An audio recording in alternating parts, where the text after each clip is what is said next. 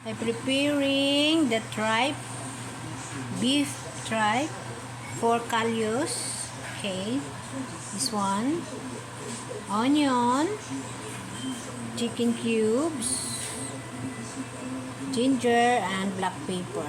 So, sabay-sabay natin siya.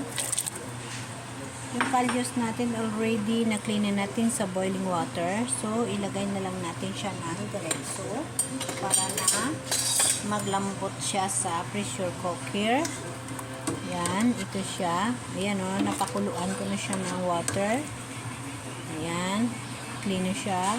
So, ilagay natin siya dito.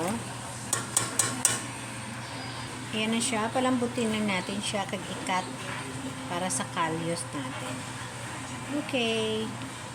Pressure cooker natin siya within 15 minutes and then ikakat natin siya para sa Callos. Okay.